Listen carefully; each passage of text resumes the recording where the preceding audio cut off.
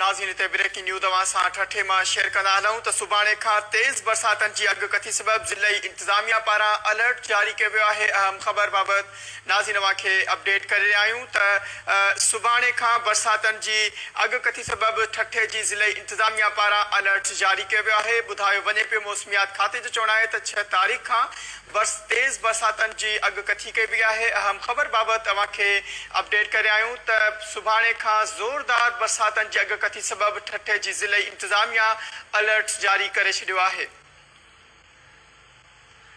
शहरी इलाइक़नि में बरसाती बोर्ड जे ख़दशे बावजूदि अञा ताईं जोगा कदम नाहिनि खंया विया। गुज़िरियल साल बरसातनि सबबि तबाही जो सबबि बणियल ठठो सब डिवीज़न में साकरो ऐं ॿिया इलाइक़ा शामिल आहिनि। ठठो, घारो ऐं मीरपुर साकरो शहरनि मां पाणी जे निकाल लाइ अञा ताईं को बि कदम नाहिनि खंया विया। अहम ख़बर बाबति नाज़रीन तव्हांखे अपडेट करे रहिया आहियूं।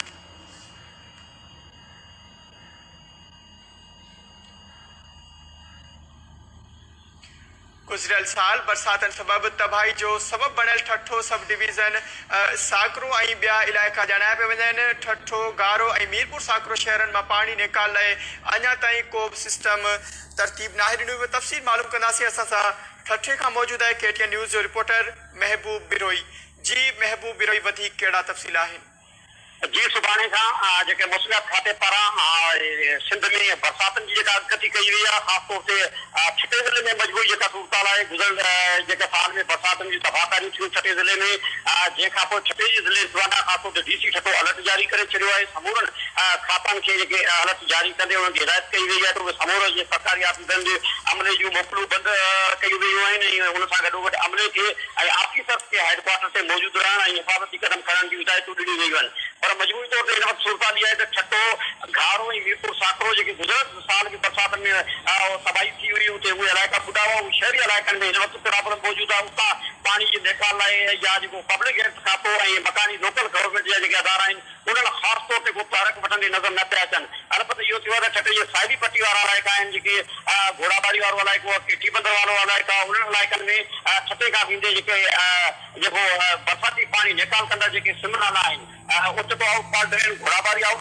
ऐं मुख़्तलिफ़ जेके ड्रेन्स आहिनि उन्हनि जो हिते कमु हिन वक़्तु जारी आहे। API जी सरदारी दौरो कयो आहे साहिबी पट्टी जो ऐं अहिड़े क़िस्म जी हिदायतूं ॾिनियूं आहिनि।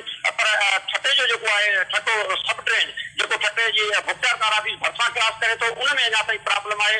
जंहिं गुज़िरियल भेरे बि ठठे शहर खे ॿोड़ियो हो ऐं ठठे शहर जे आसपास इलाइक़नि खे ॿोड़ण खां पोइ ठठो सब ड्रेन जेको आहे मुख़्तलिफ़ हंधनि तां उनखे घारा पिया हुआ। हिन भेरे हुन ते कमु त जारी आहे। AC जेको आहे ड्रेनेज यासीन कुरैशी उन सां ॻाल्हि ॿोल थी आहे। हुनजी चवां त हंगामी बुनियाद ते वधीक मशीनरी लॻाई वई आहे ठठो सब ड्रेन ते।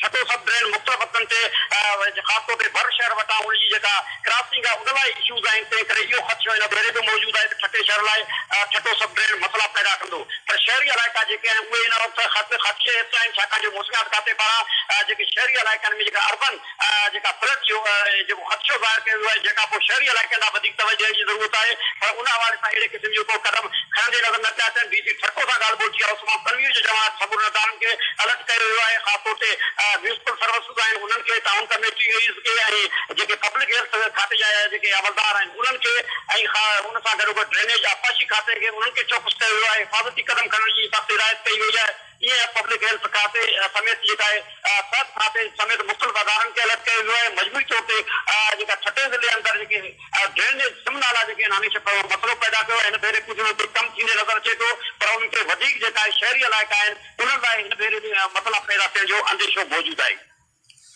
महबूब बिरोई अपडेट करण लाइ अव्हां जी वॾी महिरबानी।